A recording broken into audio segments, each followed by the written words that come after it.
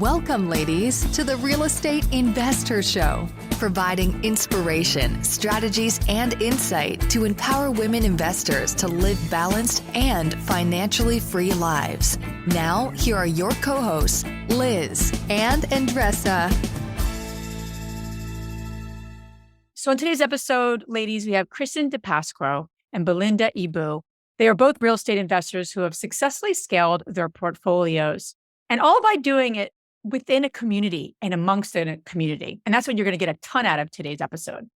We're going to break down exactly what does that really mean. How can you leverage the resources and experience of the groups that you are part of and scale your portfolio on your own terms and determine what success looks like to you and to your family.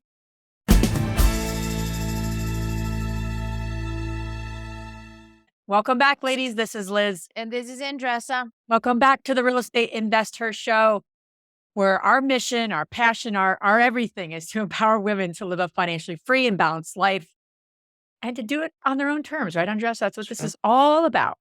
Yeah, we are changing how success looks like and giving women the permission to create their own path, to pivot, to say, well, that doesn't fit my morning routine. So what if it's, and that's what success looks like. So you're probably not going to see us in front of cars or waving checks. We're going to probably, show you how I am flexing by being able to pick up my son from school at any time and having hot chocolate during the day and just that. That's how I flex. I will be showing my check later today, but no, I'm just totally joking. God, I hate those pictures. We are so excited about today's episode. Hey, Kristen and Belinda, thank you for being on today. These are two fantastic women, real estate investors. They have scaled their portfolios beautifully and with just grace. And we've just so enjoyed that you're part of our community for as long as you have. So welcome to the show and excited to jump into both of your journeys here in a moment. Thanks so much for having us. Yeah, we're excited here. So what's really unique here with both of these fantastic women is that we were chatting before our recording here just to confirm. But Kristen was at our first ever meetup back, almost 10 people. Right? There's 10 people, right? And we met you there. That was the first time we met. And Andressa and I were so cute, probably, because I'm like, I'm going to do this and you're going to do that. And I was exciting. We were so excited. And it's just neat, right? To see now that we have meetups across the country. We have over 55 meetups across the country and in Canada. And Belinda, you've been with us since the beginning as well in terms of the community. And so what's really unique about both of you is that you came into the community with less than 5 properties. And Kristen, you're sitting at 14 and growing. Belinda, you're sitting at 39 doors or something along those lines.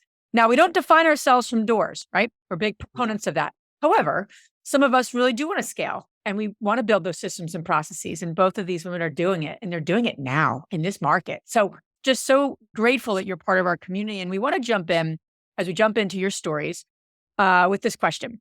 What lesson, Kristen, has taken you the longest to learn? Well, before I answer that, can I just back up for a second? And I just want to share a quick story about that very first meetup. Yeah, sure. So at the very first meetup, which was in New Jersey, I had, a 3-year-old daughter and a baby son. And what was really, really special about that meetup for me was it was the first time I left them in the evening and had somebody else do bedtime.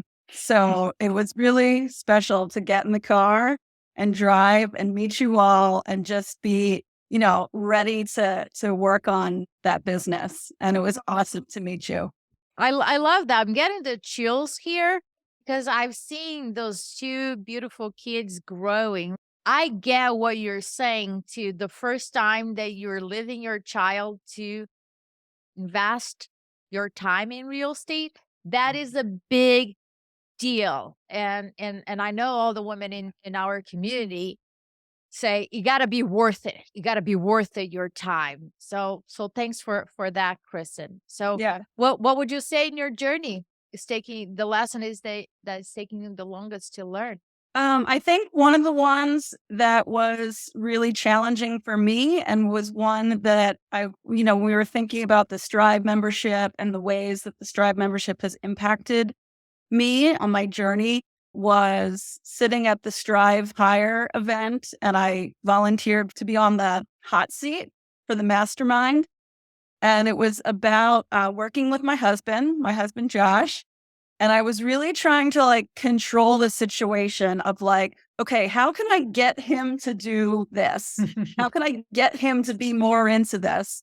And Andre said, you just, with your signature style of going all in, just really, it was just so impactful how we talked about it and was well, we're not going to get him to do this because he is who he is and he's going to come to it on his own if he is. And that was just really amazing because from there, well, first of all, after I got down from the hot seat, so many women came up to me and was thank you for sharing. I can totally relate to that.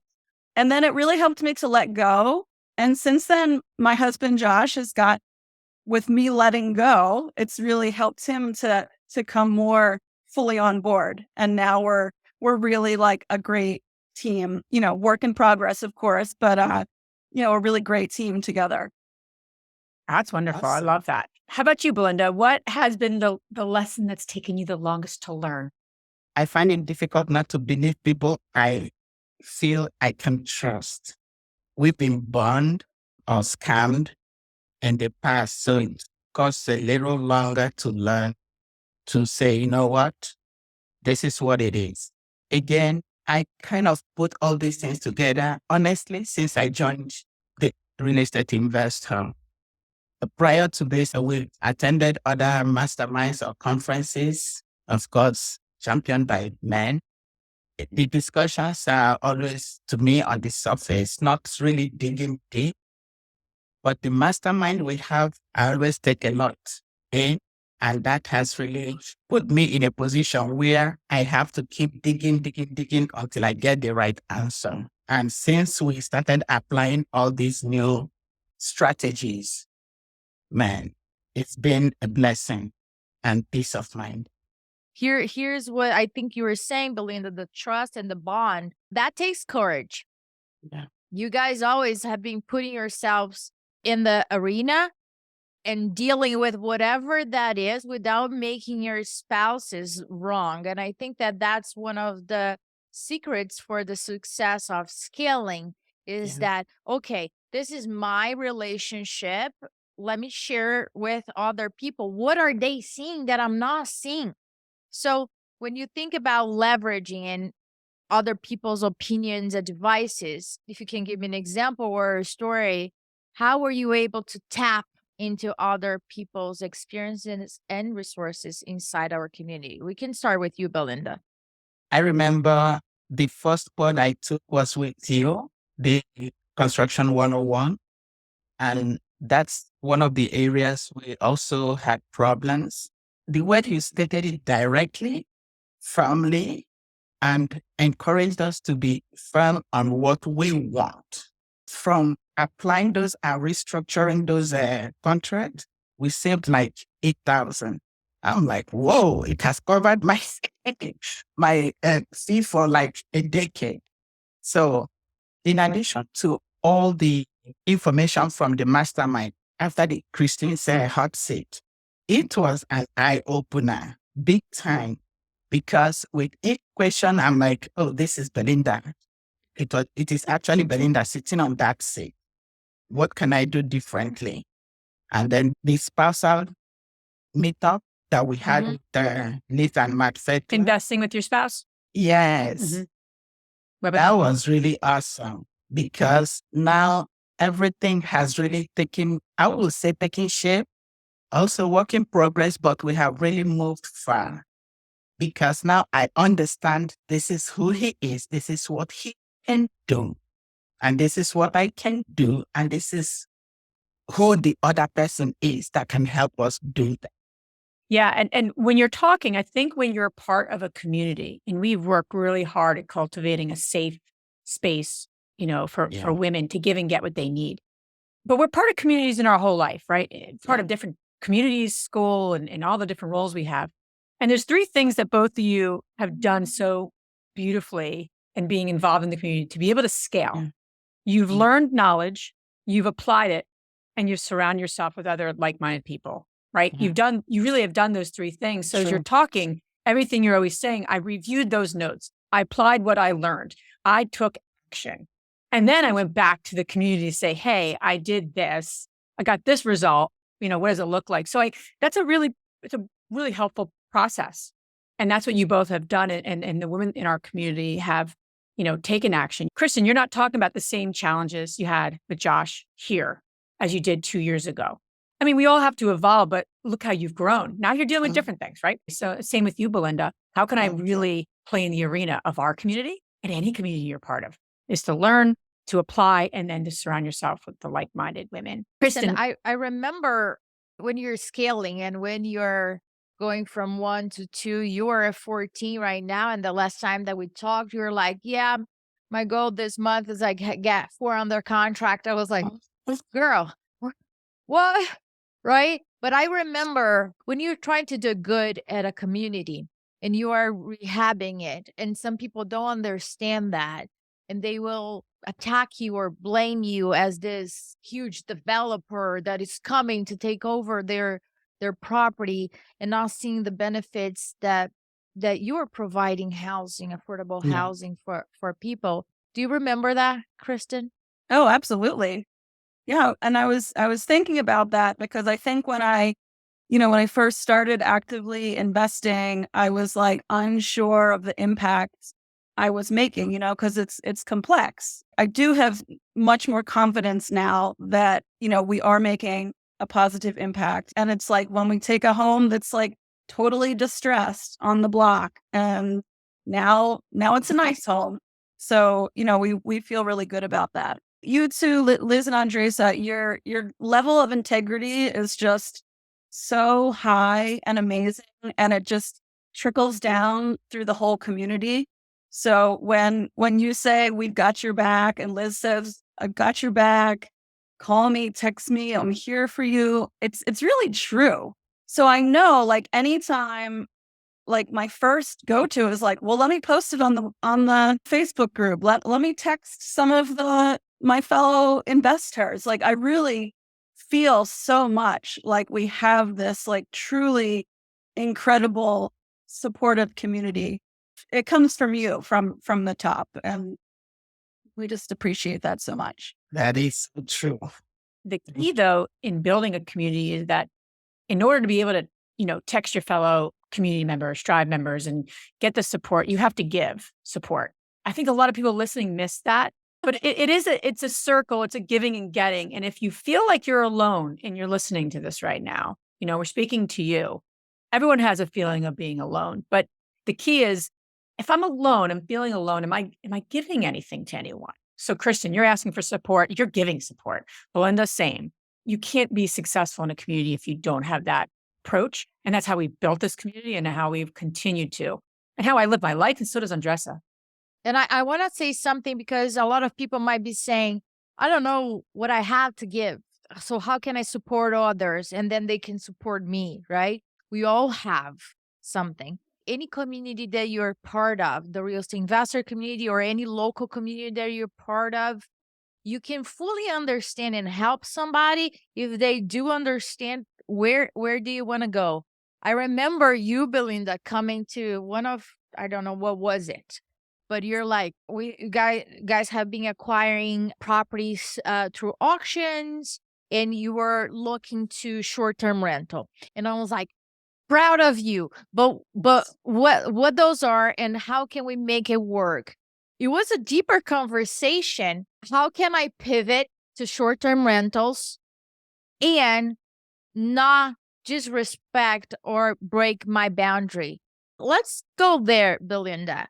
Yes, it does take work. And when I said I didn't want to break my boundary, I meant it, and I have kept it. I will help search for properties, help run the numbers. The rest of the responsibilities was Allison's. We're going to do short-term rentals, everything will fall back on my desk to find the property, analyze, do everything that has to be done. Executing it would have been mine to do, and I didn't want to do that. And I remember specifically, and it's a conversation I feel like we've had, but about ownership versus support. For those listening, are you really clear on who owns what and who's in support mode? And then further, what does it mean to own something? And what does it mean to be in support mode? Because the last thing you want your spouse saying to you, and I don't know about all of you or everyone listening, how can I help you? And this weekend, that came out of my husband's mouth. So how can I help you? I said, Matt, for the love of God, please don't ask me that anymore. I don't want to tell you how you can help me, because now I have to think about how you can help me. What I mean by that is, if you own something and you're clear on that delineation of the role, right? And then there's a support mode. And if somebody doesn't know what role they have, what's their likely question? How can I help you? And I'm not saying that's not nice. People are listening like, whoa, what is she talking about? What I mean by this, just to give everyone some context, is that it's very helpful to ask people how you can help them with the daily world we live in. Of course. So I don't mean to never ask people how you can help them and just be a selfish person. I'm not saying that. But in terms of working with your spouse, right? I mean that very specifically. If you don't have clear roles and you're saying, Belinda's like, you know what? I'm not owning this process. You're owning this process. And you get to some clarity around that together. I mean, you tell him, you came to that connection when we had our mastermind, I remember. So I think those listening, take that language. When you start to, delegate to each other in a marriage, in a relationship, who owns what, who's supportive of what. So I wanted to make mention of that. Belinda, yeah, go. And another thing is knowing where his strengths are and where his weaknesses are. The weak areas, we also talked about how he can find the who that can take that position and help get it done. Yeah, when we're looking to leverage, right? How can we leverage the power of a community, their experience, and the resources? When we're working with our spouse, it can get very daunting because we are looking at our spouse as this unlimited source. You are here to support me and to guide me. And they're like, oh my God, hold on a second. Right? And then when we look and say, okay, we have a community of women who are playing the same level, who are serious about it, not people that are thinking about it, and really create a bond with them. Kristen, you mentioned that you can reach out to your accountability group, but meeting people in person and Liz and I are so proud to see how you guys meet in person, of course, but at InvestorCon, when you guys come together, it feels like, oh my gosh, this is like old time friendship. What has been your experience, Kristen? I mean, there's so many different ones, but a bunch of us went out to eat and we're like sitting around the table and like, here we are talking about our investments. Then someone's talking about all the shoes they have in their closet. And then we were talking about our investments. And it's like, where can you go where it's like, we're talking about real estate investing and like being this sort of stereotypical women, like at the same time. It was like the most fun, amazing sisterhood. And just those few days being together, I come back like fundamentally changed, like just with everyone pouring in their amazingness and their experience and just their like awesomeness. Like it really just expands your possibilities. It's just the coolest. It's so fun and awesome. How about you, Belinda? We've read and heard about these amazing women. You are in the same room with them. They are talking to you. On the table, we are talking to different people with different background and with different experience. So we share the experiences. I got so excited and carried away. I just kept talking about strengths to different people. Each table I was sitting, I was talking to people. And since we came back, I'm amazed how many people have said, oh, Belinda, the way we talk, that's why I decided to join Stripe. I said, yeah. You will be excited even more when you show up. So talking about it and experiencing it in person makes a whole lot of difference. That's why I was almost going into depression when I found out I wasn't going this. but I eventually got over it. Oh my God. But it's an Listen. active part of playing in the arena and building relationships and knowing who to call for what. So as you scale a portfolio, you know how to do the deals. You know how to find the properties. You know, you learn different techniques on how to do it even easier with quicker. But as you scale, it is about additional resources and doing it more with more people and growing the team and scaling that portfolio with a process and a system and what have you. And I think that's the key to any, successful community, is where you can really tap that part, not just the Googling how to flip properties. You can go do that anywhere. You can probably get a lot of great resources around that. That's not what community brings. Community is about building relationships and about, giving and getting and knowing who to go for different resources. As you moved, Belinda, right? You're like, who do I need to talk to here? That's a value in today's culture. And that's a value as we scale. It's not even a value. It's actually necessary. And it's not something you can do alone. No matter how much of an extrovert you are, I cannot know everyone. I need and want to have relationships so I can help people and get that help.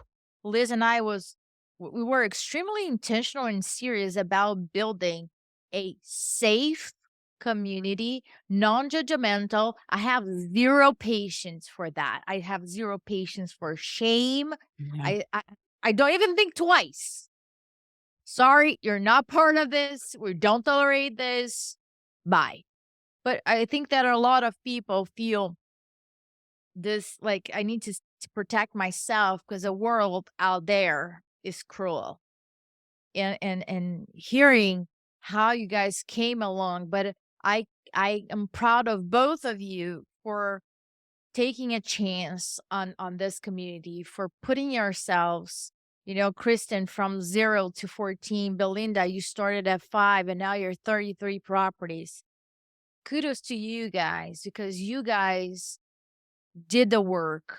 So I just want to, before we get close here, I just want to make sure you guys get this, that we have the community, but you guys took action and keep taking action month in and month out. Drop the ball, pick it up, go in and out, pivot here.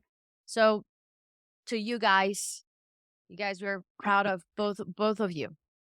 Thank you. Thank you so very much. And as we close on that piece of it, I'm curious to get just one tip you both have and how to keep showing up and keep, playing in the arena. What has been something that's helped you and that you've done to be consistent at showing up in this community? And I'm sure it shows up in other parts of your life, but what for you, Kristen? I think one thing, like Andresa just said, like, you drop the ball and you pick it back up. I think that as busy people with multiple facets of our life, it can be easy to be like, oh, I'm not doing enough. Let me just give up. Like, I'm not doing all the things that are out there. And I think just having grace with yourself that, like, hey, maybe you didn't show up to a few things, but that doesn't mean you're out of it. Like, just come on back. And I think that helps to maintain a steadiness over time, where just, what did you get out of it? You didn't do all the things, but there's certain things that were really, really impactful. So instead of looking at oh, I didn't do this, I should be doing more. It's like, oh, but look, I'm doing this and here I am, I'm back connected. It's like, if you start to feel disconnected, get back connected, jump on the call, text someone. Don't expect that you're always going to feel connected and you're always going to show up, but don't let that stop you. Great advice. Just jump back in. How about you, Belinda? In addition to making sure that I have everything on my calendar, because I work with my calendar. My small accountability group, we hold each other accountable and we remind each other of all the events coming on. But then calendaring is my thing. It is. Once I put in my calendar for vacation, family time, InvestHER, any other thing can then happen. Love it. We schedule what we value, right? Okay. And then when we don't honor sometimes our schedule. Have grace with yourself. Get back on, just like you said, Kristen. So Yes. where can Correct. everyone listening learn more about both of you on your journey? Right now, you can find me on Instagram at kristen.dipasquo.realtor. We're in the process of building our investing brand. It's Juniper Builds. So pretty soon we'll have a website, juniperbuilds.com. And in the meantime, find me on Instagram. How about you, Belinda? Ebohnie1@gmail.com. EBOHNIE1@gmail.com. I'm on Facebook. I don't know what it is. I think it's that. I love you. We will put all this information on our show notes. Now we're going to transition to our fabulous 3 questions. And the first one is, what is the most transformational book you ever read? Let's start with you, Kristen. So I was thinking about this, and the truth is, most of the reading I do is actually for pleasure. So a lot of the transformational books I hear, all the concepts, but I don't actually read them. So it's transformational for me to, when the kids go to bed, sit down and just enjoy getting immersed in a good book. So I'm going to leave it at that. For the ladies that are listening, what is a good nonfiction book that you're reading now? Let me say Lauren Groff. I think she's like a super awesome author. So anything by her. Awesome. How about you, Belinda? Atomic Habit. It enabled me to take one step at a time instead of trying to model everything together. And when I followed that regime, I really, that was part of the reasons why my life is kind of together. Great. Second question, what's the most powerful routine that you do to create a financially free and balanced life, whatever balance means to you? Kristen? I have some morning exercises that I do. It's like some yoga, some breathing. And then I also do like some affirmations. It's the one of the things in my life that I'm incredibly consistent with. I've done it every single day, haven't missed a day in like many, many, many years. So I think having that morning consistency of waking up, moving my body and, getting some positivity in my mind has been very powerful. Awesome. Belinda? My devotion and my me time is very important to me. My vacation. Otherwise, I'll be a wrecking temple. Love it. Send me pictures. The last question. Which woman, famous or not, has inspired you the most? Kristen? I'm going to go with this community.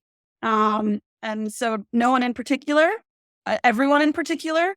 So just being inspired by the women around me who are doing what I'm trying to do and do it with integrity and just generosity and power. Like these are totally powerful, badass women. I love it. I would say first and foremost my mother, because she endured a lot and still persevered and made sure that she single-handedly raised 9 children very successfully. Even when she got broken, abused, she still stood firm, worked very hard to make sure that her children succeeded. So I keep looking back to that, and that keeps me going. What's her name? Caroline. Love it. Kristen, Belinda, thank you so much for being on today's show and sharing your insights and wisdom with our community. And thank you for being such an important part of our community. Thank you so much. Thank you very much for having us. Thank you, ladies. Love you both. If you enjoyed this podcast and want to receive updates on our next interviews, go to our website, realestateinvestor.com. There, you can subscribe to our show, become part of our investor community, and get updates on upcoming episodes. If you like our show, please share it with other women who would benefit. And don't forget to leave us a rating on iTunes. We'd really appreciate it. And as always, we encourage you to take one action as a result of today's show and put it into motion so you can live both a financially free and balanced life. Thanks for spending time with us. Ciao.